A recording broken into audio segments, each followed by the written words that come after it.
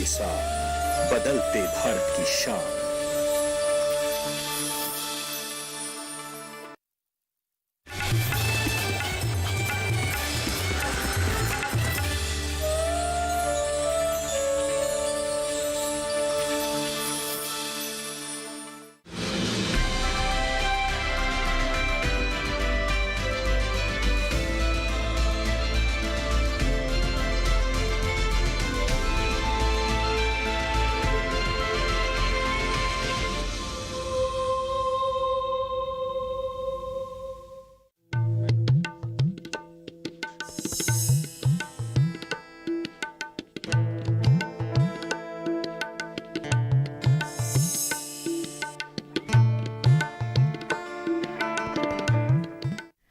नमस्कार, आप देख रहे हैं दूरदर्शन किसान। मैं हूं आदिति शर्मा। स्वागत है आप सभी का हमारे खास कार्यक्रम वाद संवाद में। भारत जैविक सम्राट बन गया है। जैविक खेती करने वाले किसानों की जितनी संख्या भारत में है उतनी कहीं नहीं। हालांकि जैविक रकबे और उत्पादन के मामले में हम कई देशों से अभी भी फिलहाल पीछे हैं, लेकिन जिस तरह से यहाँ जैविक किसानों की संख्या बढ़ रही है उससे लगता है कि जल्द ही उत्पादन के मामले में भारत अपनी स्थिति में सुधार कर लेगा। कोशिशें लगातार जारी हैं।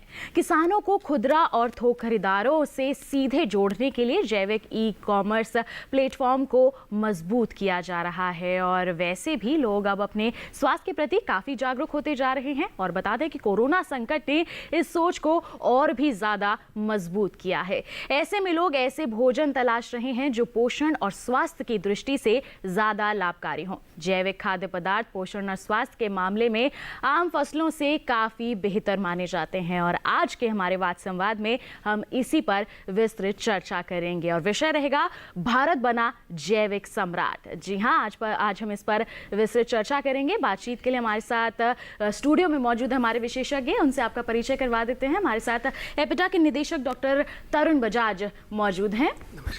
साथ ही मिशन जैविक मूल्य श्रृंखला विकास के सलाहकार डॉक्टर AK यादव भी हमारे साथ सम्मिलित हो रहे हैं और साथ ही मौजूद हैं भारतीय कृषि अनुसंधान संस्थान में प्रधान वैज्ञानिक डॉक्टर दिनेश कुमार।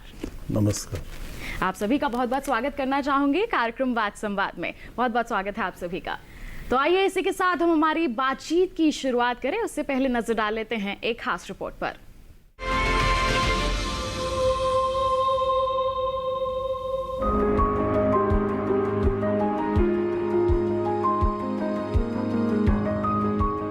पिछले 6 साल के दौरान मोदी सरकार ने जैविक खेती पर जिस तरह से काम किया है उनके परिणाम भी सामने आ रहे हैं। सिक्किम दुनिया का पहला पूर्ण जैविक राज्य बन गया है।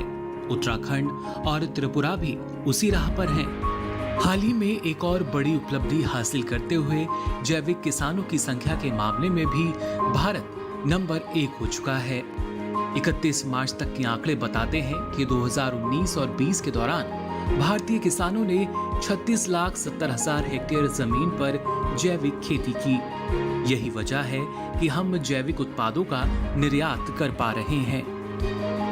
जैविक खेती के लिए राष्ट्रीय स्तर पर कार्यक्रम भी बनाए गए, योजना भी बनाई गई और उसी आधार पर हमने ये देखा कि जब हम उत्पादन से लेकर और सीधे प्रोसेसिंग के माध्यम से सीधे बाजार से जुड़ते हैं तो समूह आधारित खेती करने से किसानों की आमदनी में गुणात्मक लाभ होता है। प्रोसेसिंग के लिए लाइसेंस की प्रक्रिया भी PGS ऑर्गेनिक सर्टिफिकेशन के माध्यम से FSSAI के लिए भी बहुत सरल हो गई है।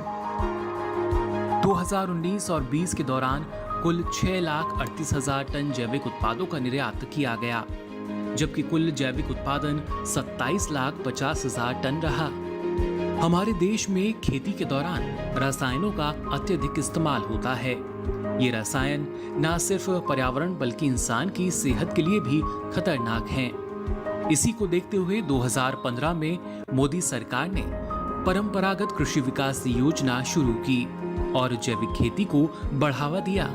परंपरागत कृषि विकास योजना के तहत जैविक खेती के लिए हर 3 साल के अंतराल पर प्रति हेक्टेयर 50,000 रुपए की आर्थिक सहायता का प्रावधान है।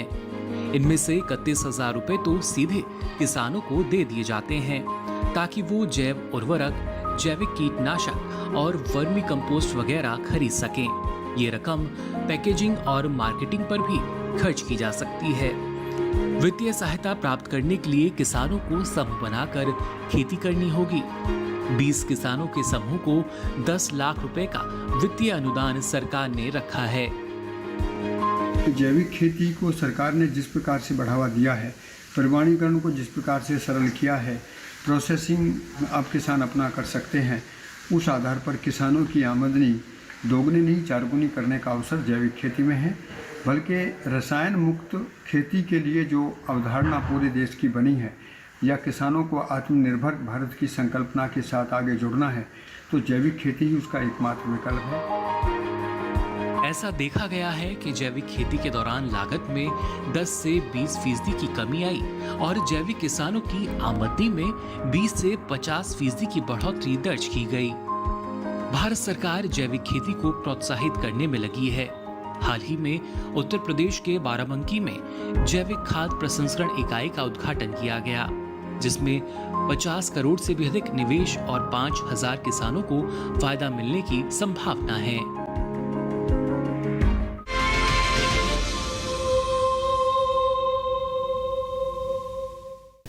तो अभी आप सबने देखी एक खास रिपोर्ट आई। इसी के साथ हमारी जो सवाल जवाब का सिलसिला है उसकी हम शुरुआत कर लेते हैं यहाँ पर। और पहला सवाल यही रहेगा कि जैविक किसानों के मामले में नंबर 1 लेकिन रकबे और उत्पादन के मामले में पीछे, क्या वजह है इसकी? डॉक्टर बजाज क्या कहेंगे इस पर आप? देखिए, अभी आपने कहा कि भारत जैविक सम्राट बन रहा है और ये सही है जी, बिल्कुल बन रहा है। 15 लाख किसान आज हमारे एनपीओपी के तहत जुड़े हुए हैं और करीब 9 लाख किसान जो हैं वो पीजीएस के तरफ, तो यानी 24-25 लाख किसान जो हैं वो जुड़े हुए हैं और 36 लाख हेक्टेयर ज़मीन एनपीओपी में है और बहुत सारी ज़मीन जो है पीजीएस के तहत भी जुड़ी हुई है। ये सही है कि हम दुनिया में इस समय नंबर 1 हैं जो कि किसान, नंबर ऑफ फार्मर्स कहें, और क्षेत्रफल के में हम नंबर 6 में आते हैं। उत्पादकता कम नहीं है, ये है कि हमारी उत्पादकता भी धीरे धीरे और बढ़ रही है, लेकिन जो किसानों की जो आय होती है, जो उनको खेतों से आय मिलनी होती है, वो आय ज़्यादा हो रही है अगर वो जैविक की तरफ जाते हैं तो। और यही वजह है कि ज़्यादा से ज़्यादा लोग अब जैविक उत्पादन की तरफ जुड़ रहे हैं और आने वाले समय में हमें लग रहा है कि ये जो है वो क्षेत्रफल में भी और किसानों में भी हम दुगने हो जाएंगे। आज दुनिया में हमारा बहुत अच्छा नाम है, मैं आपको बताऊं, दुनिया में अब भारत को एक उभरती प्रतिभा के रूप में देखा जा रहा है जैविक के क्षेत्र में। आपने बिल्कुल सही शब्द का चुनाव किया कि सम्राट बनने जा रहे हैं और उस बनने में कोई देरी नहीं है। जी बिल्कुल, इस ओर हम अपने कदम आगे बढ़ा रहे हैं। हमारे किसानों की भूमिका भी बहुत ही ज़्यादा अग्रणी है इस क्षेत्र में। ऐसे में उत्पादकता को लेकर कई तरह की समस्याएं आ जाती हैं, इसको बढ़ाने के लिए किस तरह के कदम उठाए जा रहे हैं? डॉक्टर दिनेश क्या कहेंगे इस पर आप? जी बिल्कुल, देखिए जो किसान भाई शुरू करते हैं जैविक खेती, आमतौर पे जैसे 3 साल शुरू के होते हैं, तो इनमें निश्चित तौर पे उत्पादकता में कमी आती है। खास करके जो हमारे सिंचित क्षेत्र हैं, जहाँ पे ज़्यादा इंटेंसिव कल्टीवेशन हो रही है, जैसे मान लो पंजाब है, हरियाणा है, पश्चिमी उत्तर प्रदेश है, या जहाँ फर्टिलाइज़र वगैरह ज़्यादा यूज़ होते रहे, वहाँ पे जब हम जैविक खेती की शुरुआत करते हैं तो उत्पादकता में गिरावट काफ़ी आती है। ये 35-40% तक गिरावट आ जाती है, लेकिन धीरे धीरे ये गिरावट कम होती जाती है, अंतर कम होता जाता है। और जो हमारे असिंचित क्षेत्र हैं खास करके, वहाँ पे गिरावट 5-10% आती है। जैसे मान लो कोई किसान राजस्थान या मध्य प्रदेश, जहाँ पे उर्वरक वगैरह का इस्तेमाल कम हो रहा है, अगर वहाँ पे जैविक खेती करना शुरू करते हैं तो उनकी उत्पादकता में गिरावट जो आती है कम आती है। और बहुत सारे एक्सपेरिमेंट किए गए हैं जिनके आधार पे सिद्ध हो चुका है कि 6-7 साल बाद आपकी उत्पादकता स्थिर हो जाती है। और बहुत से तो ऐसे भी उदाहरण हैं जिसमें आपकी 6-7 साल बाद उत्पादकता जैविक खेती में परंपरागत की तुलना में ज़्यादा मिलती है। तो थोड़ा समय का फ़र्क होता है, नहीं तो उत्पादकता आप बना सकते हैं इसमें। जी बिल्कुल, थोड़ा सा इंतज़ार और धैर्य की यहाँ पर हमारे किसानों को ज़रूरत है। मेहनत करते रहिए लगातार, आपको ज़्यादा लाभ इससे ज़रूर मिलेगा, निश्चित तौर पर मिलेगा। इसी के साथ चर्चा को आगे बढ़ाते हैं। डॉक्टर यादव का यहाँ रुख करना चाहूँगी। डॉक्टर यादव, जैविक खेती को ज़्यादा से ज़्यादा बढ़ावा दिया जा सके, इसे प्रोत्साहित किया जा सके, इसी लक्ष्य के साथ 2015 में एक योजना की शुरुआत की गई जिसका नाम रखा गया परंपरागत कृषि विकास योजना। तो आपसे आपसे जानना चाहेंगे कि इस योजना का कितना बड़ा योगदान रहा है जैविक खेती के क्षेत्र में बदलाव लाने के लिए। देखिए, ऐसा है, कृषि मंत्रालय की तरफ से इससे भी पहले 2015 से भी पहले लगभग 2004-05 का जो वर्ष था, तभी से जैविक खेती के उन्नयन की प्रक्रिया चालू की गई थी जी। और उससे पहले भी एक जैविक खेती अडॉप्शन एंड सर्टिफिकेशन एक प्रोग्राम जो है वो हॉर्टिकल्चर मिशन के तहत शुरू किया गया था, जिससे पूरे देश में थर्ड पार्टी सर्टिफिकेशन के अंतर्गत बहुत सारे किसानों के समूह बनाए गए थे। और आज जो हम एनपीओपी में बहुत सारे किसानों के समूह देखते हैं वो उसी स्कीम की देन थे। ये सिलसिला लगातार चलता रहा। 2015 में सरकार ने इसको और आगे बढ़ाने के लिए और ग्रास रूट लेवल तक पहुंचाने के लिए एक नई स्कीम की शुरुआत की, परंपरागत कृषि विकास योजना। इसके 2 फेज़ पूरे हो चुके हैं। इसके अंदर लगभग अब जो है 15 लाख किसानों को इसमें हमने लक्षित किया था, जिसमें से 9-10 लाख किसान तो अभी प्रमाणित भी हो गए हैं। बाकी जो है वो अलग अलग स्टेजेस में हैं जो अभी प्रमाणीकरण की तरफ बढ़ रहे हैं। इस स्कीम ने एक सबसे पहला तो काम ये किया कि पूरे देश में जैविक खेती की एक क्रांति के रूप में स्थापित किया, एक बात। दूसरी बात क्या है कि इसी के साथ साथ भारत सरकार कृषि मंत्रालय की तरफ से एक अलग तरह की जो है ना प्रमाणीकरण पद्धति, जिसको कहते हैं पीजीएस, सहभागिता प्रतिभूति प्रणाली, उसकी भी शुरुआत की गई। इस स्कीम ने उस पीजीएस प्रणाली को भी पूरे देश के अंदर स्थापित किया और उसकी सुदृढ़ता स्थापित की कि भाई एक एनपीओपी ही केवल एक प्रमाणीकरण नहीं है, पीजीएस भी एक दूसरा सर्वसुलभ प्रमाणीकरण है जो बहुत लगभग ना के बराबर कॉस्ट के अंदर हो जाता है जी। और किसान उसमें बहुत बड़ी भागीदारी निभाते हैं। किसान खुद अपना ग्रुप बना करके उसके अंदर अपना प्रमाणीकरण करवा सकते हैं। वो एक बहुत सर्वसुलभ थी। तो इसका ये नतीजा रहा कि सारे देश के सभी राज्यों में जैविक खेती का प्रसार हुआ, बहुत सारे किसान इससे जुड़े और किसानों में जैविक खेती के प्रति जो उत्साह था उसमें अभूतपूर्व वृद्धि हुई। और इसके साथ साथ बाज़ार से जुड़ने का जो कार्यक्रम था हमारी परंपरागत विकास योजना में, ये भी एक किया गया है कि जो किसान समूह बना करके बाज़ार से जुड़ने के लिए प्रयास करते हैं उनको भी वित्तीय सहायता दी जाती है अलग अलग प्रकार के प्रकल्पों के लिए।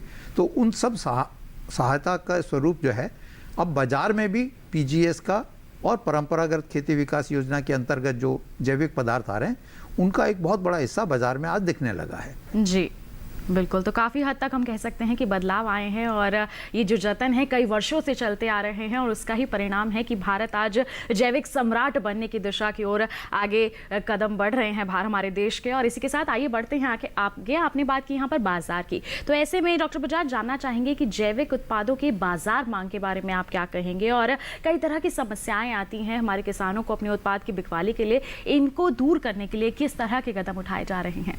संयोगवश जो जैविक उत्पाद हैं उनकी बिकवाली में और उनके बाजार के लिए ज़्यादा मुश्किल नहीं आती है जी, क्योंकि खुद ही जो है वो ढूंढता हुआ आ जाता है कि कहाँ पर जैविक उत्पाद हो रहे हैं और उनको ढूंढता हुआ जो है खरीदार आ जाता है।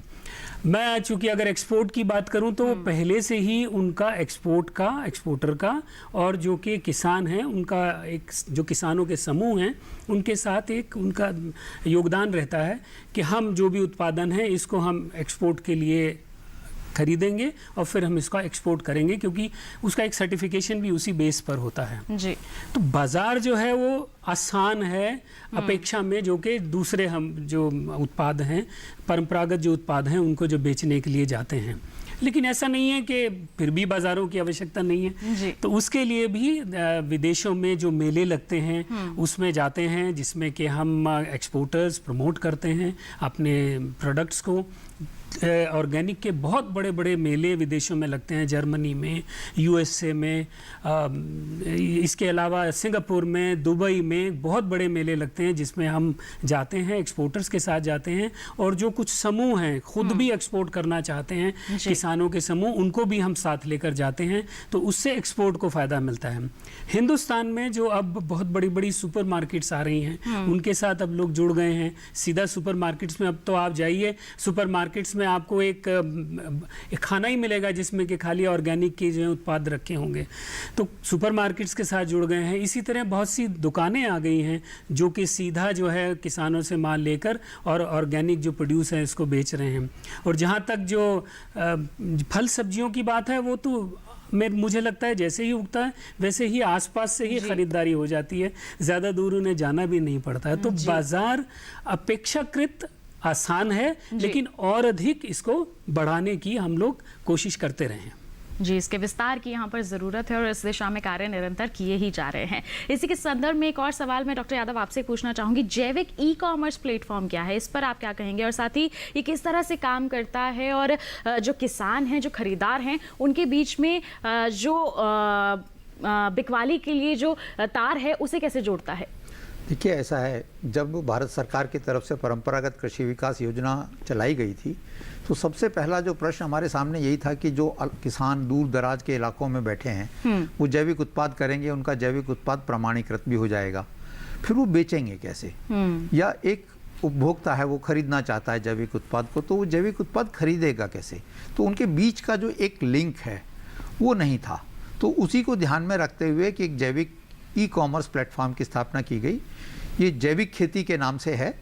कोई भी आदमी अगर इंटरनेट पे जाके jaivikkheti.in करके अगर आप उसमें एंटर करेंगे तो ये जैविक खेती पोर्टल खुल जाता है। इसमें अब दो बातें हैं, एक ये है, एक हिस्सा है जो बेचने वाले हैं किसान, एक हिस्सा है जो खरीदने वाले हैं। तो पहले मैं बताता हूँ किसान, उनके लिए बहुत आसान है। सबसे पहली ज़रूरत यह है कि जो भी किसान जैविक खेती पोर्टल से अपना कोई भी जैविक उत्पाद बेचना चाहता है तो सबसे पहला है उसको प्रमाणीकृत होना चाहिए। प्रमाणीकरण पीजीएस में हो सकता है या एनपीओपी में हो सकता है। अगर आप प्रमाणीकरण नहीं है, आपके पास सर्टिफिकेट नहीं है, तो फिर जैविक खेती पोर्टल पे आप लॉगिन नहीं कर पाएंगे, अपना वहाँ पोस्ट नहीं कर पाएंगे जी। पहली बात तो ये। दूसरी बात ये है कि जब आप जैविक खेती पोर्टल पे पीजीएस से अगर आप प्रमाणित हैं तो आप अपना पीजीएस का, आपका एक अकाउंट नंबर होता है वहाँ पे सर्टिफिकेशन का, आप उस नंबर के साथ सीधे लॉगिन कर सकते हैं। तो आपकी जितनी भी प्रोड्यूस आपके अकाउंट में है वो ऑटोमेटिकली अपने आप वहाँ आ जाएगी, आपको किसी और वेरिफिकेशन की ज़रूरत नहीं पड़ेगी। और आपके सारे प्रोडक्ट आप उसमें से छांट लीजिए कि कितने प्रोडक्ट आप बेचने के लिए ऑफर करना चाहते हैं कस्टमर्स को, किस किस पैकिंग में है, वो डिटेल आप उसमें भर दीजिए और भर देने के बाद वो आपको ई कॉमर्स में उपभोक्ताओं को दिखने लगेंगे। अब अगर कोई किसान थर्ड पार्टी में है या ग्रुप्स में है, आईसीएस में है, तो उसका अलग से एक है कि वो जाएं थर्ड पार्टी वाले सेक्शन में जाके लॉगिन करें, उनको जो लेटेस्ट अपना प्रमाणीकरण का सर्टिफिकेट है, स्कोप सर्टिफिकेट, उसको अपलोड करें। फिर हमारा जो राष्ट्रीय जैविक खेती केंद्र है वो उसको वेरीफाई कर देता है कि इन्होंने जो उत्पाद इस पे पोस्ट किए हैं वो वास्तव में प्रमाणीकरण के हिसाब से हैं और प्रमाण पत्र के अंदर वो इंगित हो रहे हैं। तो जैसे उनका वेरिफिकेशन होता है तो उनके भी सारे प्रोडक्ट जो हैं वो उपभोक्ताओं को दिखने लगेंगे। अब आता है, वो अपनी प्राइस भी किसान खुद तय करता है कि मुझे किस प्राइस पे बेचना है, किस पैकिंग का बेचना है। इसके बाद दूसरा सवाल आता है कि उपभोक्ता कैसे करेगा। आप कोई भी उपभोक्ता, बायर, ट्रेडर, कोई भी प्रोसेसर, वो भी उसमें जाकर के एग्रीगेटर के रूप में या कंज्यूमर के रूप में आप सीधे उससे रजिस्टर कर लीजिए एज ए बायर के रूप में। और उसके बाद आप लिस्ट में देख लीजिए कि आपको किस किसान से कौन सा उत्पाद खरीदना है। फिल्टर भी करके निकाल सकते हैं, आपको गेहूँ खरीदना है तो आप उसमें गेहूँ डाल दीजिए तो केवल गेहूँ के ही किसान आएंगे। आपको दाल खरीदनी है, मिर्च खरीदनी है तो मिर्च डाल दीजिए तो केवल मिर्च के किसान ही आएंगे उसमें। तो आप उनसे अपना सिलेक्शन कर सकते हैं और सिलेक्शन कर देने के बाद उसको कर लीजिए। उसमें पेमेंट गेटवे है, वहीं आप पेमेंट कर दीजिए। जैसे ही आप पेमेंट करते हैं आपका उस किसान के पास ये सूचना पहुंच जाती है उसके मोबाइल में कि आपका ये माल इतना बिक गया है, इसका पेमेंट हमें प्राप्त हो गया है। वो एक्सेप्ट कर लेता है तो आपके पास वो आ जाएगी कि भाई किसान ने एक्सेप्ट कर लिया और माल अब भेजा जा रहा है। अब तीसरी बात इसमें यह आती है कि वो माल आएगा कैसे। इसमें दोनों ऑप्शन दिए हुए हैं कि भाई आप अपना माल, किस उपभोक्ता से पूछा जाता है, खरीदार से, कि आप अपना माल खुद लेके आएंगे वहाँ से। वो कहता है हाँ खुद लेके आऊँगा, तो फिर नज़दीक के किसानों की लिस्ट आती है, आप जाकर के खुद ले आइए। अगर वो दूर का किसान है तो हमने क्या किया है कि इंडिया पोस्ट के माध्यम से हमने एक टाई अप किया है। अभी ये सभी राज्यों में नहीं है, केवल 4-5 राज्यों में ही हुआ है। मध्य प्रदेश सबसे पहले शुरू किया गया था, अभी दूसरे राज्य शुरू किए जा रहे हैं। तो उसमें यह है कि जैसे ही आप वो कहेंगे कि आपने जैसे ही परचेज़ किया, किसान की तरफ से एक्सेप्टेंस आई, तो आपको यह आएगा कि भाई अगर आप पोस्ट से मंगाना चाहते हैं तो इसका पैकिंग, फॉरवर्डिंग का इतना खर्चा होगा जी। तो वो खर्चा आपके बिल से आपको पे करना है। उसके बाद किसान का काम बस इतना है कि वो जाकर के अपने नज़दीक के पोस्ट ऑफिस में उस पार्सल को दे आए। उसके बाद वो पार्सल पोस्ट ऑफिस बिना पैसे लिए एक्सेप्ट कर लेगा उसको और वो आपको डिलीवर हो जाता है जी। इसके अलावा भी हमारी तरफ से प्रयास हो रहे हैं कि दूसरे जो प्राइवेट कुरियर्स हैं उनको भी हम जोड़ें। अब अगर आपको बल्क में चाहिए, मैं तो किसी किसान ग्रुप से मान लो मुझे 2 ट्रक खरीदने हैं, तो किसान रथ एक अलग से भारत सरकार की योजना है जिसके तहत आप ट्रांसपोर्टेशन कर सकते हैं। तो आप किसान रथ में जाकर के रजिस्टर कर लीजिए, वहाँ अपना डिटेल दे दीजिए, तो ट्रक जो एजेंसी का जो ट्रक है वो उस किसान के पास जाएगा और पूरा ट्रक भर के मटेरियल जो भी है, पर वो मल्टीपल ऑफ ट्रक्स में होना चाहिए, चाहे छोटा ट्रक का मल्टीपल हो, 2 टन का हो सकता है, 5 टन का हो सकता है या 15 टन का हो सकता है। जी, तो ये एक अच्छा प्लेटफॉर्म है हमारे किसानों के लिए, हमारे उपभोक्ताओं के लिए, कि किसान हमारे बिकवाली कर सकते हैं और ना केवल अपने क्षेत्र में ही बल्कि अलग अलग क्षेत्रों तक भी अपना माल पहुंचाया जा सकता है। ये बहुत ही अच्छी पहल है और हमारे किसान इससे ज़रूर जुड़ें ताकि उन्हें अपने माल की बिकवाली में कोई भी किसी भी तरह की समस्या ना हो और किसी भी बिचौलिए का उन्हें सामना यहाँ पर ना करना पड़े। यहाँ पर शुरुआत में आपने कहा कि प्रमाणीकरण बहुत ज़रूरी हो जाता है, तो डॉक्टर बजाज, ऐसे में आपसे जानना चाहूँगी, प्रमाणीकरण के लिए किस तरह की प्रक्रिया हमारे किसान अपनाएं, किस तरह से उन्हें जानकारी मिल सकती है? देखिए, जैविक खेती जो है या जैविक उत्पाद हैं वो 50% है इंटेग्रिटी, क्योंकि आप देखने से नहीं बता सकते आम जैविक है या परंपरागत है, देखने से नहीं बता सकते। तो उसका जो प्रोसेस है वो ऑर्गेनिक फॉलो हुआ है कि नहीं हुआ है ये मैटर करता है, पर वो कैसे होगा, तो उसके लिए प्रमाणीकरण ज़रूरत है। तीसरी थर्ड पार्टी सर्टिफिकेशन, पीजीएस में प्रमाणीकरण अलग तरीके से होता है। तो मैं थर्ड पार्टी की बात करता हूँ, जिसको मैं सर्टिफिकेशन की बात करता हूँ, जिसमें जो कि अंतर्राष्ट्रीय मानकों के अनुसार होता है। इसमें थर्ड पार्टी है, सर्टिफिकेशन बॉडीज़ हैं जो अपॉइंट की हुई हैं। सर्टिफिकेशन बॉडीज़ खेत से लेकर और जब तक के माल जो है वो कंज्यूमर तक नहीं पहुंच जाता है, बिक नहीं जाता है, उसके पूरे प्रोसेस को वो सर्टिफाई करती हैं कि ये प्रमाणित करती हैं कि ऑर्गेनिक है या नहीं है। तो वो जब प्रमाणित करती हैं उसके लिए फिर वो उसका एक चिन्ह भी है, इंडिया ऑर्गेनिक लोगो है या भारत में जो है वो जैविक भारत करके लोगो है, पीजीएस का अलग लोगो है। तो ये लोगो लगा होता है। जैसे आप कभी जाएं बाजार में जाएं और उसका देखें उत्पाद, तो ज़रूर देखिए कि उस पर एनपीओपी भारत का जैविक भारत या पीजीएस का लोगो है या नहीं। अगर नहीं है तो फिर वो आप प्रश्न चिन्ह लगा दीजिएगा, बल्कि आप शिकायत भी कर सकते हैं फूड सेफ्टी अथॉरिटी में कि ये जो मैंने ऐसा उत्पाद देखा है जिसमें मान तो रहे हैं कि ऑर्गेनिक है लेकिन प्रमाणीकरण नहीं है, कोई भी नहीं है, प्रमाण नहीं है उस चीज का। तो इसलिए सर्टिफिकेशन बहुत ज़रूरी है, क्योंकि सर्टिफिकेशन का मतलब है भरोसा। आपको भरोसा है कि हाँ ये जो क्लेम कर रहे हैं, क्योंकि आप उसमें कुछ प्रीमियम पे कर रहे हैं, जैविक के नाम पर आप उसको कुछ प्रीमियम दे रहे हैं, खुशी खुशी प्रीमियम दे रहे हैं, क्योंकि आपने मेहनत करके इसको जैविक उत्पाद बनाया है। इसलिए मैं इसको जो है वो एक प्रीमियम देने के लिए तैयार हूँ, और वो प्रीमियम जो है वो किसानों तक भी जाए और जिसने पूरे चेन में मेहनत की है उस तक जाए। और कंज्यूमर भी बुरा नहीं मानता कि कम से कम मुझे सेफ फूड मिल रहा है, मेरा मनपसंद फूड जो है आइटम मुझे मिल रही है। पर वो भरोसा तो होना चाहिए ना मुझे। मैंने कह दिया कि ऑर्गेनिक है, पैसे भी ज़्यादा ले लिए और उसका प्रमाणीकरण नहीं है।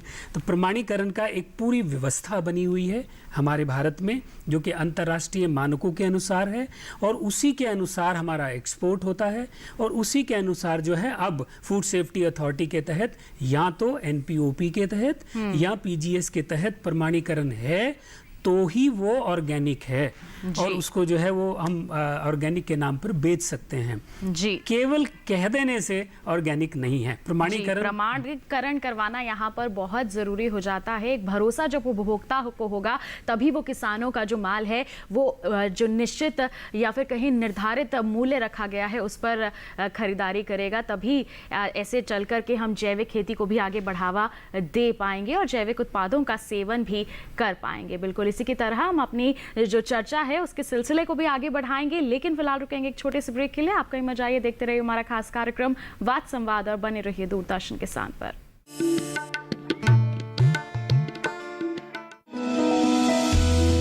जानकारी जो किसानों के लिए हो लाभकारी,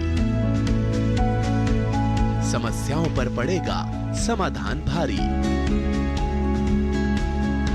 कृषि की हर बात का ख्याल, कब कैसे की जाए बेहतर देखभाल, जानिए विशेषज्ञों के साथ, देखिए खेत खलिहान, सोमवार से शुक्रवार सुबह 7 बजे डीडी किसान पर।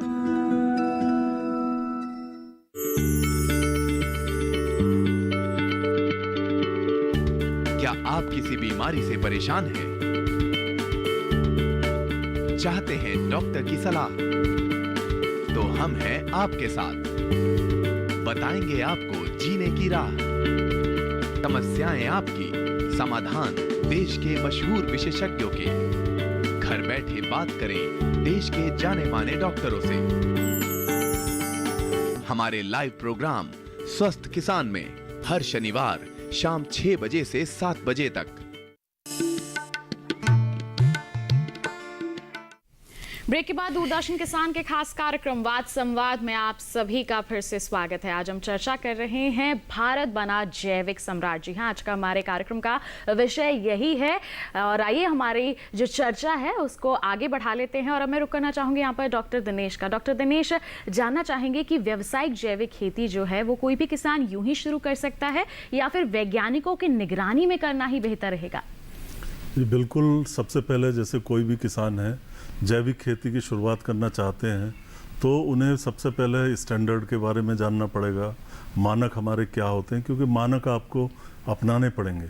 दूसरे प्रमाणीकरण की प्रक्रिया को भी समझना पड़ेगा, ये भी बहुत ज़रूरी है, किस तरह का प्रमाणीकरण आप चाहते हैं। दूसरी बात, तीसरी बात, अगर हम खेत में आए तो सबसे पहले आपको चुनाव करना पड़ेगा कि कौन सी फसल हम जैविक खेती में अपनाएं, कौन कौन से फसल चक्र हैं जो हम अपना सकते हैं इसमें, और किस तरह से हम पोषक तत्वों की आपूर्ति करेंगे और कैसे उसमें कीड़ा मकोड़ा और बीमारियों का नियंत्रण करेंगे। शुरू में आपको अच्छे तरह से योजना बनानी पड़ेगी। जहाँ तक फसलों के चुनाव की बात है, किसान भाइयों, शुरुआत आप कर सकते हैं या जो भी संबंधित लोग हैं, आप जो हमारी ऐसी फसलों को लें जो जल्दी ख़राब ना होती हो, सड़ती गलती ना हो एकदम, मतलब उनकी स्टोरेज लाइफ अच्छी हो। जैसे सब्जियों में कोई शुरुआत करना चाहता है तो आलू है, प्याज है, दलहन की फसलें हैं, दालों को आप स्टोर कर सकते हैं, आपके मसाले की फसलें हैं, फल वगैरह हैं, इनकी लाइफ थोड़ी ज़्यादा होती है। बासमती चावल है।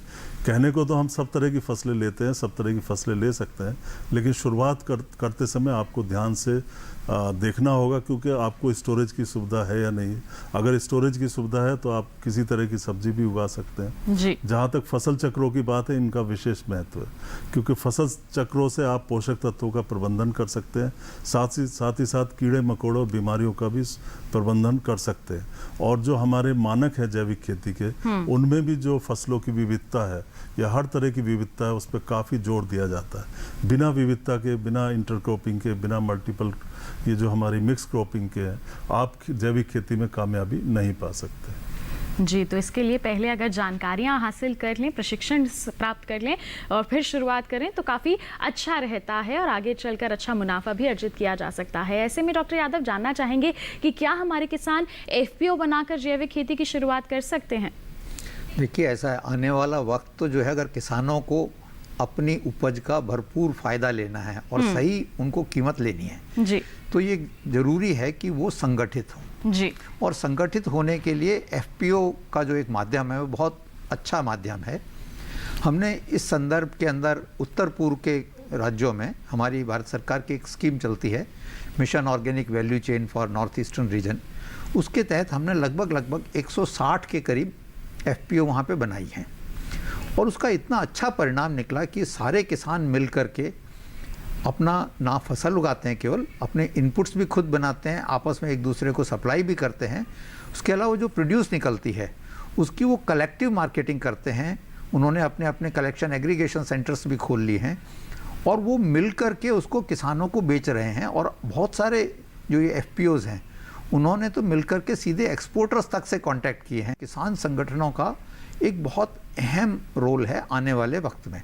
और आपको ध्यान भी होगा कि अभी भारत सरकार की तरफ से एक नई योजना शुरू की गई है जिसमें FPOs प्रमोशन के लिए एक लक्ष्य रखा गया है कि अगले 10 साल में हम पूरे देश में लगभग 10,000 FPO बनाएंगे जी। और ये एक बहुत बड़ा लक्ष्य है। उसका मेन जो उद्देश्य है वो यही है कि हम किसानों को संगठित करें, क्योंकि हमारे किसान छोटे हैं, उनकी जोत भी बहुत छोटी है, तो जो टोटल यील्ड निकलती है बहुत कम होती है, जिसे अकेले बेचना थोड़ा मुश्किल होता है। तो वो अगर संगठित होकर के करेंगे तो संगठन होने के 2-3 फायदे हैं जैविक में। एक तो ये, हम आपस में एक दूसरे से समझ के अच्छी प्रक्रिया अपना करके मिक्स क्रॉपिंग करके कई सारी फसलें लगा सकते हैं अच्छी उत्पादकता जी। एक बात। दूसरी बात, प्रमाणीकरण अगर हम ग्रुप में कराते हैं, चाहे वो थर्ड पार्टी का हो चाहे PGS का हो, उसमें हम सब मिलकर के प्रमाणीकरण कराते हैं तो बहुत कम लागत पे और बहुत कम मेहनत से हो जाता है। तीसरी बात, बाजार बेचने के लिए हमारे पास उपयुक्त मात्रा के अंदर इतना वॉल्यूम होता है कि हम सीधे बाजार में जाकर के खुद बेच सकते हैं। हम सितंबर माह की बात करें तो इसे पोषण माह के रूप में मनाया ही जा रहा है। तो ऐसे में डॉक्टर बजाज, आप क्या कहेंगे कि क्या ये जो जैविक खेती की ओर हम बढ़ रहे हैं, ये इस अभियान को और भी ज़्यादा महत्वपूर्ण या फिर कहीं मजबूत बनाने में अच्छी भूमिका निभा पाएगा? बिल्कुल बिल्कुल निभा पाएगा। आप देखिए, अब चूंकि कोविड का टाइम चल रहा है, हर कोई स्वास्थ्य के प्रति बहुत सजग है और ऑर्गेनिक की तरफ वो ज़्यादा देख रहे हैं, हेल्दी फूड्स की तरफ देख रहे हैं। तो ये आने वाला टाइम ऑर्गेनिक का और अच्छा आने वाला टाइम है। कैसे ना, हर उसमें कोई ना कोई अवसर भी होते हैं, तो ऑर्गेनिक के लिए अच्छे अवसर हैं आने वाले समय के लिए, क्योंकि लोग अब बिल्कुल बुरा नहीं मानेंगे थोड़ा सा ज़्यादा पैसा पे कर दें, लेकिन अगर उन्हें स्वास्थ्य के लिए अच्छी चीज़ मिल रही है, ऑर्गेनिक मिल रही है, वो ज़रूर खरीदेंगे। अच्छी बात यह है कि आपके स्वास्थ्य के लिए अच्छी है ऑर्गेनिक, आपकी धरती की स्वास्थ्य के लिए अच्छी है, आपके वातावरण के स्वास्थ्य के लिए अच्छी है, पूरे एनवायरनमेंट के लिए अच्छी है। जितना आप लोग चाहते हैं, और जो किसान हैं जो उसको उगा रहे हैं, उनके अपने स्वास्थ्य के लिए भी अच्छी है, सबके लिए अच्छी है। और आने वाले समय में ये और अधिक इसकी मांग हम जो एक्सपेक्ट कर रहे हैं कि बढ़ने वाली है। जी, हम उम्मीद यही की जा रही है कि आगे आने वाले समय में इसकी मांग जो है वो बढ़ती जाएगी। ऐसे में हमारे किसानों को और थोड़ी मेहनत करने की ज़रूरत हो जाएगी, सही तरीके से प्रबंधन कार्य करने की ज़रूरत हो जाएगी। तो ऐसे में दिनेश जी, आपकी क्या सलाह रहेगी हमारे किसानों को कि वो किस तरह से जैविक खेती करते समय कीटों का प्रबंधन करें, रोगों से बचाव करने के लिए किस तरह के कदम उठाएं? जी बिल्कुल, कीटों और रोगों की बात बहुत ज़रूरी है। थोड़ा सा मैं और डॉक्टर बजाज की जो बात थी उसको थोड़ा सा ज़रूर बताएं। आगे ले जाना चाहता हूँ कि सबसे बड़ी बात यह है कि जो हमारे खाद्य पदार्थ होते हैं, जैविक खाद्य पदार्थ होते हैं, ये सुरक्षित होते हैं। इनमें जो पेस्टिसाइड, पीड़कनाशी चीज़ें होती हैं, हमारे केमिकल्स होते हैं, वो ना के बराबर होते हैं, यानी इनमें नहीं होते। बाकी जो हमारे परंपरागत उत्पाद हैं, बहुत बार ऐसा होता है, ऐसे पेस्टिसाइड आ जाते हैं जो कि बैंड होते हैं और उनकी मात्रा जो परमिशिबल लिमिट होती है उससे कहीं गुना ज़्यादा होती है। मान लो जमुना आपके पास में या गंदा पानी बह रहा है, उसकी बेड में, जमुना की बेड में लोग सब्जी उगाते हैं, उस तरह की सब्जी में भारी धातु आ जाती हैं, पेस्टिसाइड, तमाम चीज़ें आ जाती हैं, और जो उत्पाद हम लोग खाते हैं उससे हमारे अंदर बीमारियां हो जाती हैं। दूसरा, जो जैविक उत्पाद है, गुणवत्ता भी इनकी ज़्यादा होती है। जैसे ड्राई मैटर इनमें ज़्यादा पाया गया है, मिनरल्स, प्रोटीन्स, विटामिन, बहुत सारे अध्ययन ऐसे हुए हैं जो ज़्यादा मात्रा में पाए गए हैं हमारे जैविक उत्पादन में। और सबसे जो ज़रूरी बात है वो है कि antioxidants, on an average 50% antioxidant जैविक उत्पादों में ज़्यादा पाए जाते हैं। एंटीऑक्सीडेंट ज़्यादा अगर होंगे तो हमारा खून जो है ना, खून वगैरह साफ हो जाता है, इसके अंदर जो जहरीली चीज़ें होती हैं वो उसकी सफाई हो जाती है। तो इससे लाभ ये होता है कि हमारा स्वास्थ्य बढ़ता है। और जैसे कि बजाज साहब कह रहे थे, जैसे कोरोना का समय चल रहा है, इस समय तो ऑर्गेनिक फूड काफ़ी मददगार साबित हो सकते हैं हमारी इम्यूनिटी के लिए। और मैं संक्षेप में बताऊं कि कीड़ा मकोड़ा बीमारी जैविक खेती में आते रहते हैं, और ऐसा नहीं है कि नहीं आते हैं, परंतु इतना ज़रूर है, मेरा अनुभव भी है कि ये कम मात्रा में आते हैं, कम संख्या में आते हैं। वो यही है कि मिट्टी स्वस्थ है, हमारी पर्यावरण स्वस्थ है, तो हमारे कीड़े मकोड़े बीमारी कम आते हैं, क्योंकि मित्र कीट भी वहाँ अपना काम ज़्यादा करते हैं। इसी तरीके से जैविक खेती में अगर हम फसल चक्रों को अपनाते हैं, तो फसल चक्र अपनाने से जो कीड़ा मकोड़ा बीमारी के चक्र होते हैं ये भी टूट जाते हैं। और इसके बावजूद अगर आ भी जाते हैं थोड़े बहुत समस्या, तो उसके लिए हमारे पास जैविक उपाय हैं। हम जैविक पेस्टिसाइड हैं तमाम तरह के, उनका प्रयोग कर सकते हैं। नीम का सीड है, नीम के जो कर्नल एक्सट्रैक्ट होता है उसका प्रयोग कर, यानी हमारे पास विकल्प उपलब्ध हैं कीड़ा मकोड़ा और बीमारी के नियंत्रण के लिए। जी बिल्कुल, तो इसमें रसायनों से मुक्त जो है प्रबंधन यहाँ पर किए जाने ज़रूरी हैं, और इस दिशा में हमारे किसान सही तरीके से कदम उठा सकते हैं और जैविक खेती को और ज़्यादा अपना करके अपने लिए न, और साथ ही साथ अपने पर्यावरण के लिए, उपभोक्ताओं के लिए भी काफ़ी फ़ायदेमंद बना सकते हैं। बढ़ते हैं आगे, और अब डॉक्टर यादव आपका रुख करना चाहूँगी कि जहाँ पर हम जिन बड़े शहरों की बात कर लें, उनके आसपास जैविक खेती की जो मांग है, जैविक उत्पादों की जो मांग है, वो काफ़ी अच्छी होती है। ऐसे में उनके निकटतम जो ज़िले हैं वहाँ पर एक अवधारणा है, एक ज़िला एक उत्पाद का, तो इसके बारे में आप क्या कहेंगे? देखिए, पहली बात तो ये है, जैविक खेती तो क्या है, बहुफसलीय पद्धति है, जिसमें ये कहना तो बड़ा मुश्किल है कि भाई एक उत्पाद या एक फसल एक जिले में करेंगे, तो जैविक खेती में करना थोड़ा मुश्किल होगा उसके लिए, क्योंकि अदरवाइज तो हम बीमारी और कीट पतंगों का जो बचाव है हमारी फसल का वो नहीं कर पाएंगे। बट हाँ, जैविक खेती में भी उसका एक तरीका है कि अगर उस जिले में एक ही उत्पाद को अगर हम चिन्हित कर लेते हैं तो कम से कम 50 से 60% एरिया में उसको लगाएं। बाकी में हमारी जो अंतर्वर्ती फसलें हैं, अलग अलग तरह की जो फसलें जो मिक्स क्रॉप के रूप में, इंटर क्रॉप के रूप में लगाई जाती हैं, उनको लगा करके आप इस अवधारणा को बना सकते हैं। इसी के साथ बढ़ते हैं आगे। और अभी डॉक्टर बजाज और डॉक्टर दिनेश ने जिक्र किया कि कोविड-19 में जैविक उत्पादों का बहुत ही ज़्यादा महत्व बढ़ गया है। ऐसे में डॉक्टर बजाज जानना चाहेंगे आपसे और विस्तार से कि क्या ये जो समय है, संकट का दौर है, ऐसे में अच्छी गुणवत्ता वाला भोजन हमारे उपभोक्ता खाना चाहते हैं, उसकी तरफ उनका रुझान ज़्यादा बढ़ रहा है, वो ज़्यादा से ज़्यादा जैविक उत्पादों की खरीदारी में लगे हुए हैं। तो जैविक खेती के लिए ये क्या अच्छा या फिर कहें सकारात्मक अवसर साबित हो सकता है? जी हाँ, बिल्कुल अवसर साबित हो रहा है।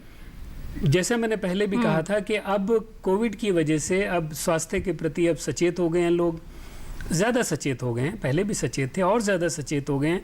तो अब वो ऐसा खाना, इम्यूनिटी बिल्ड करनी है तो हमें ऐसा चाहिए जो कि हमारी इम्यूनिटी बिल्ड कर सके। स्वाद के साथ साथ अब हम स्वास्थ्य को भी अब उतनी ही उपयोग, उसका जो है ज़रूरत महसूस करने लगे हैं। तो अब आने वाला समय ऑर्गेनिक का बहुत अधिक बढ़ने वाला है, इसमें कोई दो राह नहीं है।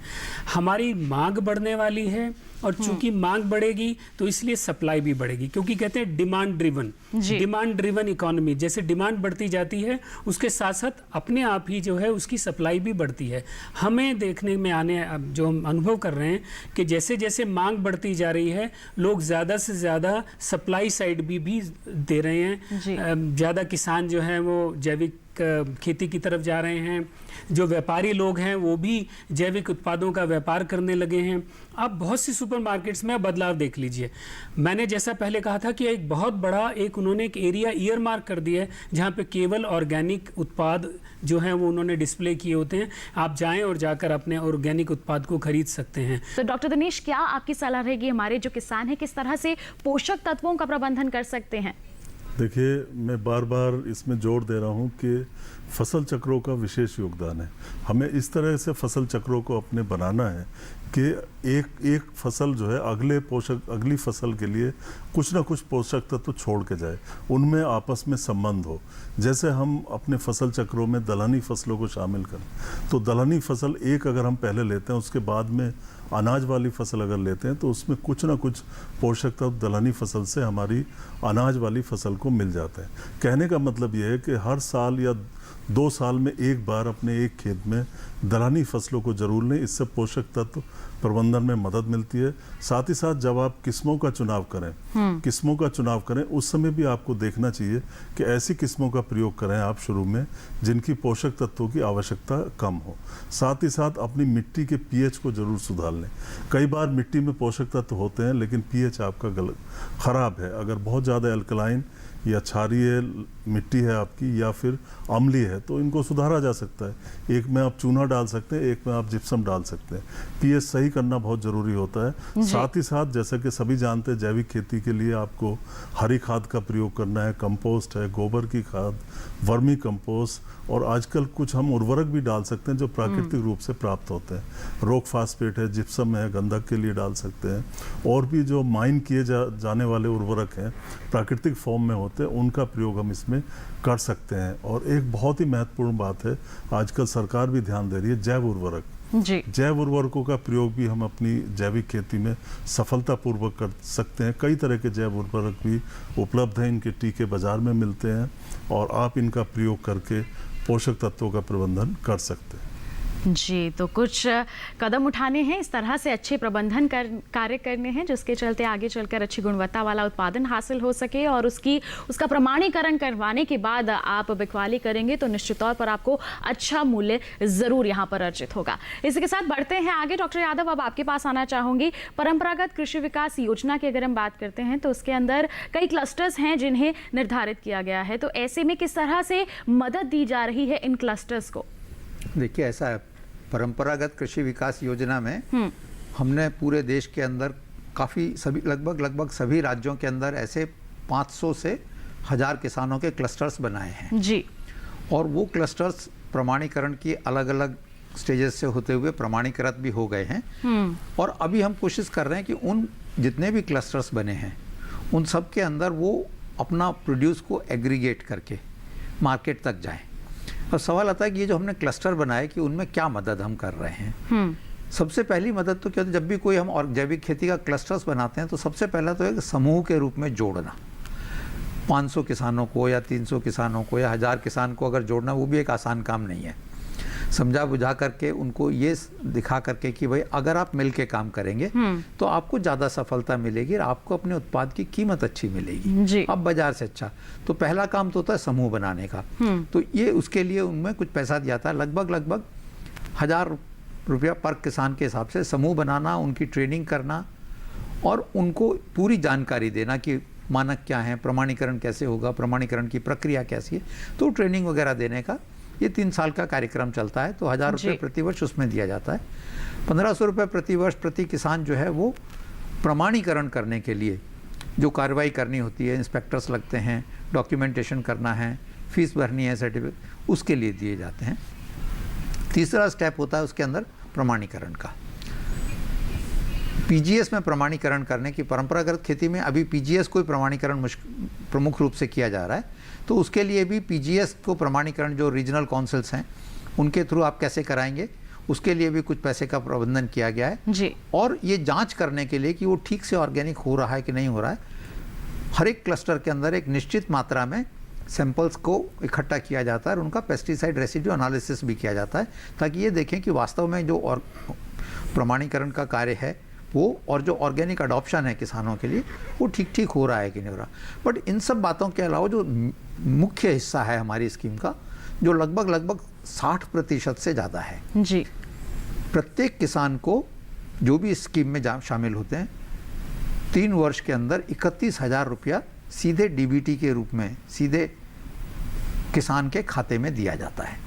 ये 6 इंस्टॉलमेंट में होता है, हर साल की हर 6 महीने की एक इंस्टॉलमेंट होती है।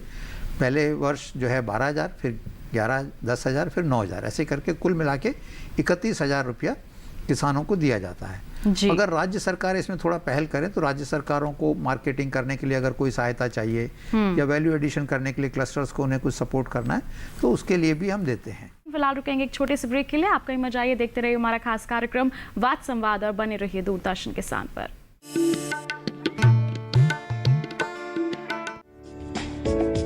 ये कामयाबी है अन्नदाता की, ये कहानी है खेत और खलिहानों की। कैसे करें अपने पशुओं की देखभाल, जानिए गांव-गांव के किसानों का हाल। देखिए गांव किसान, सोमवार से शुक्रवार दोपहर 12 बजे सिर्फ डीडी किसान पर। 50 साल से लगातार कृषि दर्शन है आपके साथ। खेती की नई तकनीकों से लेकर किसानों की हर समस्या का हल, जारी है कृषि दर्शन का ये सफर। किसान चैनल के साथ सोमवार से शुक्रवार शाम 5:30 पर।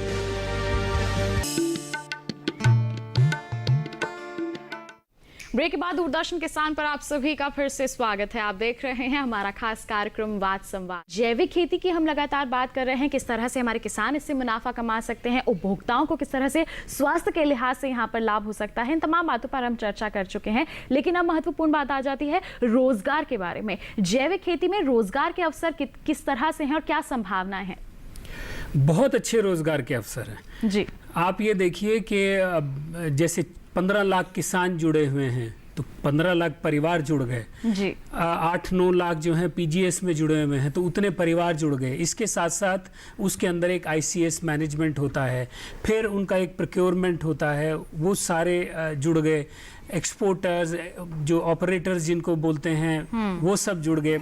और जो आने वाले टाइम में और अभी जो हम देख रहे हैं वैल्यू एडेड जो प्रोसेस फूड प्रोडक्ट्स हैं वो बढ़ रहे हैं। ऑर्गेनिक प्रोसेस फूड प्रोडक्ट्स आपने देखा होगा, जैसे अभी आती है कि दाल मखनी, छोले बने हुए आपने सुपरमार्केट्स में देखा होगा, अब ऑर्गेनिक भी आ गए। गरम करो और खाओ, ऑर्गेनिक भी आ गया, तो ये जो एक प्रोसेस फूड की एक रिवोल्यूशन भी आ रही है ऑर्गेनिक में, ये एक बहुत बड़े रोजगार के अवसर लेकर आएगी। जैसा मैंने कहा कि मांग बढ़ रही है, मांग बढ़ रही है तो इनकी जो उत्पाद हैं, खाद्य उत्पाद हैं, इनकी भी मांग बढ़ रही है, इनसे संबंधित फैक्ट्रियां लग रही हैं, जो कोल्ड स्टोर्स बन रहे हैं, स्टोरेज बन रही है, ट्रांसपोर्टेशन बढ़ रही है, एक बहुत बड़ी जो चेन है वो बढ़ती जा रही है और ये सारे रोजगार के अवसर लेकर आ रही है। और ये सारी लेबर इंटेंसिव है, जितनी ज़्यादा है, क्योंकि ये सारी एक्टिविटी लेबर इंटेंसिव है। लेबर इंटेंसिव हमेशा रोज़गार के अवसर ज़्यादा से ज़्यादा लेकर आती है।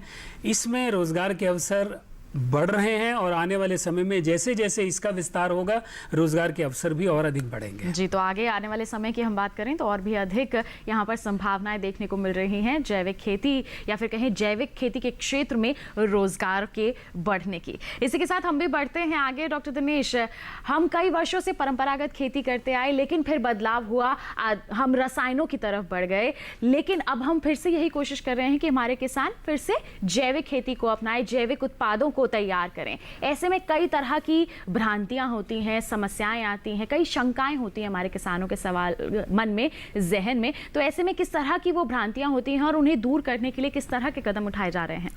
देखिए, सबसे बड़ी जो भ्रांति आमतौर पे थी वो पैदावार के बारे में थी, तो ये तो हो चुकी है पैदावार की बात। शुरुआत में ही आपने जिक्र किया था। बहुत से किसान ये कहते हैं, सवाल आता है कि भाई उर्वरक हैं जैसे फर्टिलाइजर हैं, ये तो जहरीले नहीं होते, जहरीली चीज़ तो हमारी पेस्टिसाइड होते हैं, पीड़कनाशी होते हैं, और फिर ये जैविक खेती में क्यों बंद है, क्यों ये अपनाए नहीं जाते? तो किसान भाइयों, उर्वरक निश्चित तौर पर कोई जहरीले नहीं होते, लेकिन इनके जब उत्पादन हम करते हैं तो उत्पादन करने में तमाम फैक्ट्री लगानी पड़ती है और इसमें जो हमें फ्यूल वगैरह, जीवाश्म फ्यूल, उसका इस्तेमाल करना पड़ता है। यानी जो उर्वरकों का हम उत्पादन करते हैं तो उस उत्पादन के लेवल पे प्रदूषण होता है। दूसरे, जब हम इन उर्वरकों को मिट्टी में डालते हैं तो इनका नुकसान होता है, ये हमारे ज़मीन के नीचे जो भूमिगत जल है उसमें चले जाते हैं, नाइट्रेट के रूप में उड़ जाते हैं, वाष्पीकरण हो जाता है अमोनिया के रूप में। साथ ही साथ ये मिट्टी के अंदर जो जीव होते हैं उनकी जो क्रियाशीलता होती है उसमें ये कमी लाते हैं। यानी जो जैविक खेती का मुख्य आधार है वो है जीवों की क्रियाशीलता। अधिक क्रियाशीलता हमें मिट्टी के अंदर रहने वाले जीवों की बढ़ानी है, तो उन जीवों को ये उर्वरक वगैरह जो है ये आलसी बना देते हैं। दूसरा, एक जैसे उसकी बात थी गुणवत्ता की, इस पे भी काफ़ी कंज्यूमर वगैरह भ्रांति पाले रखते हैं कि भाई क्यों हम ज़्यादा पैसा दें इसमें। निश्चित तौर पे इनमें जो है पीड़कनाशी के अंश बहुत कम होते हैं और गुणवत्ता में अच्छे होते हैं। इसी तरह की और बहुत सारी भ्रांतियां हैं जिनको दूर करने की आवश्यकता है, और जहाँ तक संभव हो हमें खास करके अगर अपनी सेहत को ध्यान में रखना है, पर्यावरण को ध्यान में रखना है, सेवा करनी है पर्यावरण की, तो जैविक उत्पादों को अपनाना चाहिए। जी, जैविक उत्पादों को अपनाना चाहिए। वो ना केवल हमारे स्वास्थ्य के लिए अच्छे हैं, बल्कि अगर हमारे किसान उसकी खेती को अपनाते हैं तो वो भी काफ़ी अच्छा रहता है। और जैसे कि हमने शुरुआत में ही जिक्र किया था कि हमारे जो जैविक खेती से जुड़े हुए किसान हैं उनकी संख्या काफ़ी हद तक बढ़ गई है और बाकी देशों के मुकाबले भी काफ़ी अच्छी स्थिति में है हमारे देश में ये जो मानक हैं। तो ऐसे में डॉक्टर यादव, आपसे जानना चाहेंगे, जो हमारे देश हैं जहाँ पर उत्पादन काफ़ी अच्छा है जैविक खेती का या फिर जैविक उत्पादों का, उन क्षेत्रों से, उन देशों से हमारे किसानों को किस तरह की सीख लेनी चाहिए? देखिए, ऐसा है, पहली बात तो ये सारी दुनिया को खेती हमारे देश ने सिखाई जी, और जो हमने सिखाई वो जैविक थी। दूसरी बात यह है कि उन देशों में जहाँ बड़े बड़े किसान होते हैं, कम से कम भी अगर किसान होगा तो 100 हेक्टेयर से कम का नहीं होता, और हमारे यहाँ 100 हेक्टेयर का किसान ही नहीं मिलता है जी। तो उनकी जो प्रक्रिया है उत्पादन की वो हमसे अलग तरह की है। हमारी प्रक्रिया जो छोटे किसानों की अलग तरह की है। वहाँ पे जो बड़े किसान हैं वो कमर्शियल फार्मिंग करते हैं, हमारे यहाँ जो छोटे किसान हैं वो फार्मिंग करते हैं अपने लिए भी और बाज़ार के लिए भी। तो दोनों ही प्रक्रियाओं में थोड़ा अंतर है, बट फिर भी ये है कि अगर हम ये देखें कि कुल मिलाकर के एक साल के अंदर कितनी उत्पादकता उनकी आती है, कितनी उत्पादकता हमारी आती है, तो हमारे किसान जैविक में भी उनसे पीछे नहीं है जी। सिर्फ इतना सा होता है कि हम शायद उतनी प्रॉपर डेटा मेंटेनेंस नहीं कर पा रहे हैं या रिकॉर्डिंग नहीं हो पा रही है पूरी मात्रा की। जैसे हम देखते हैं कि हमारी उत्पादकता देखते हैं कि थर्ड पार्टी में भी कितनी आ रही है। आमतौर पे क्या होता है, हमारे पास जो डेटा आता है वो डेटा वो होता है जो बाजार के लिए छोड़ा गया। अब किसान ने जो नज़दीक में बेच दिया, अपने घर के लिए रख लिया, इधर उधर छोटे मार्केट में बेच दिया, वो रिकॉर्ड नहीं हो पाता, तो उससे लगता है कि हमारी उत्पादकता कम है। जी। मेरा अपना अनुभव है बहुत सारे किसानों के साथ, मैं बाहर भी जाकर के देखा है कि जो उत्पादकता है ऑर्गेनिक में, हमारी उत्पादकता में और उन विदेशों में जहाँ बड़े लेवल पे उत्पादन हो रहा है, बहुत ज़्यादा फर्क नहीं है। ये बात ज़रूर है कि उनके वहाँ मैकेनाइजेशन है, इनपुट प्रोडक्शन वगैरह ज़्यादा ऑर्गेनाइज्ड है, थोड़ी सी ज़्यादा है, बट बहुत ज़्यादा फर्क नहीं है। और आने वाले वक्त के अंदर जैसे जैसे हम किसानों को समूह के रूप में ऑर्गेनाइज करेंगे, जी, अच्छे बीज उनको उपलब्ध होने लगेंगे जैविक के लिए, और साथ साथ वो सब मिलकर के अच्छे उर्वरक बनाने लगेंगे, तो निश्चित रूप से हमारी पैदावार उनसे कहीं ज़्यादा अच्छी आएगी। जी, आगे चलकर और ज़्यादा अच्छी बेहतर स्थिति की यहाँ पर हम उम्मीद करते हैं। और इसी के साथ मैं अंतिम टिप्पणी लेना चाहूँगी डॉक्टर बजाज से। डॉक्टर बजाज, हमारे किसानों को किस तरह का संदेश देंगे आप जैविक खेती के संदर्भ में? अभी मैं डॉक्टर यादव कह रहे थे कि हमारी उत्पादकता में कोई कमी नहीं आती, और जो खेत से जो आय है वो दुनिया के किसी भी खेत से आय जो है वो कम नहीं होती है। अब यही सोचिए ना कि दुनिया में क्या कंपैरिजन है, 6 महीने तो बर्फ पड़ी रहती है वहाँ पे, उन्हें एक तो फसल मिल पाती है। हम यहाँ 2 और 3 फसल भी ले सकते हैं, जैसी जैसी फसल के अनुसार डिपेंड करता है। तो हमारे जो हैं वो किसान जो हैं बहुत मेहनती हैं। जैसा डॉक्टर यादव ने कहा कि किसानी तो हमने सिखाई थी दुनिया को, और हमने जैविक ही सिखाई है। और हमारे किसान जो बहुत मेहनती हैं, बहुत मेहनत करते हैं हमारे किसान, जैविक की तरफ जुड़ना चाहते हैं तो मन बनाइए, जुड़िए, पहले मन बनाइए कि मुझे जैविक की तरफ जाना है। और जब मन बना लें तो जैसा डॉक्टर दिनेश ने कहा था कि साइंटिफिक तरीके से उसका एक देख लें कि मेरे जो है क्या क्या मुझे बाधाएं आनी हैं, क्या क्या मेरे लिए संभावनाएं हैं। उसके जो है वो एक चार्ट सा बना लें अपॉर्चुनिटीज़ का भी, और उसके बाद क्या चुनौतियां आने वाली हैं। फिर उसके बाद देखें कि मुझे अब क्या करना है, और अगर बना लें कि मुझे ऑर्गेनिक की तरफ जाना है तो जाना है। जी, तो पूरी योजना तैयार करके ये निश्चित रहें कि अगर आपने मन बना लिया जाना है और साइंटिफिक तरीके से गए, तो आपको पीछे मुड़ के देखने की जरूरत बिल्कुल नहीं पड़ेगी। जी, तो पूरी एक योजनाबद्ध तरीके से यहाँ पर अगर आगे बढ़ते हैं, वैज्ञानिकों की सलाह समय समय पर लेते रहते हैं, सरकार का समर्थन आप सभी के साथ है, तो निश्चित तौर पर आपको सफलता जरूर यहाँ पर हासिल होगी और आपको अपनी मेहनत का उचित दाम यहाँ जरूर मिलेगा। और इसी के साथ मैं हमारे सभी विशेषज्ञों का बहुत बहुत धन्यवाद देना चाहूंगी। बहुत बहुत धन्यवाद आप सभी का, आपने महत्वपूर्ण जानकारियां हमारे सभी किसान भाइयों बहनों तक साझा की हैं। तो किसान भाइयों बहनों, हम उम्मीद करते हैं कि आज के हमारे इस कार्यक्रम के माध्यम से जैविक खेती के संदर्भ में जितनी भी आपके मन में शंकाएं थी वो दूर हो गई होंगी, और आप अब निश्चिंत होकर इस ओर अपने कदम जरूर बढ़ाएंगे। बिल्कुल, इसी के साथ आज के बाद संवाद में बस इतना ही। कार्यक्रम में भाग लेने के लिए हमारे सभी विशेषज्ञों का धन्यवाद और आभार। और इसी के साथ अब अगले हफ्ते आपसे मुलाकात करेंगे, नए विषय पर करेंगे वाद संवाद। तब तक के लिए हमें दीजिए इजाजत। आप बने रहिए दूरदर्शन किसान पर। नमस्कार।